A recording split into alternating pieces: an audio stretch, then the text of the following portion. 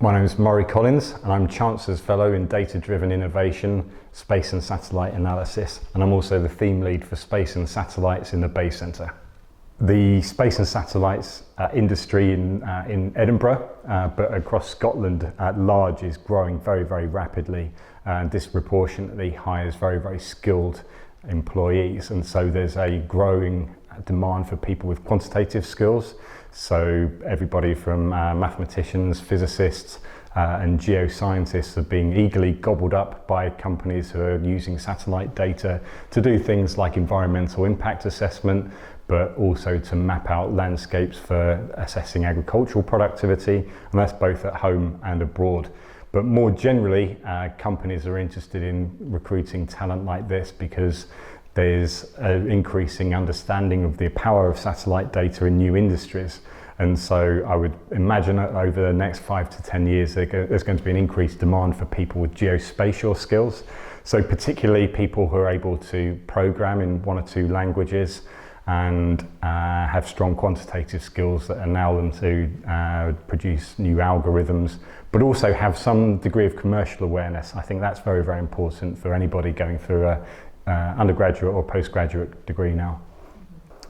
I think there are a lot of opportunities for work experience and internships in the space and satellite sector. Certainly within Edinburgh, I would say it's predominantly in the downstream, so data analysis, processing and distribution of those analyses to companies further downstream. In Glasgow, typically there tends to be more the manufacturing of satellites. However, that distinction is breaking down now with companies coming to us here at the University of Edinburgh and of course at Heriot-Watt as well, with engineering requests, so actually building CubeSats. There's a new student organisation being formed at the end of this year with the specific focus of building satellites at the University of Edinburgh. And this is something we're going to be capturing under the activities of the new Space Centre.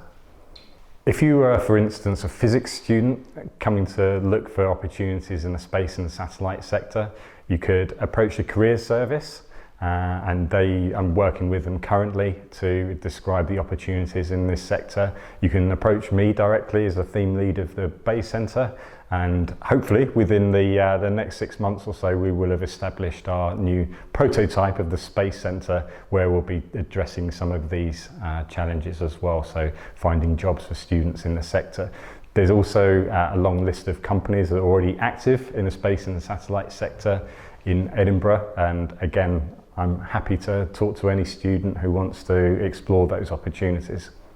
I would highlight as well for any student looking for jobs that UK SEDS also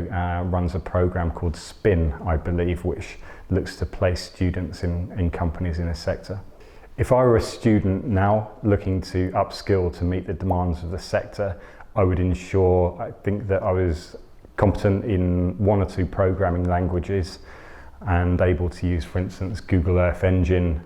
so that's JavaScript and Python, maybe some of the more specialized languages as well, which allow you to analyze satellite data, like a proprietary one like IDL could be useful, but very much be aware of what the applications are, because on the one hand you can be a very technical and skilled analyst, but it's important to understand the downstream value of what you're doing, and so being commercially aware, I think, is very, very important. So that may mean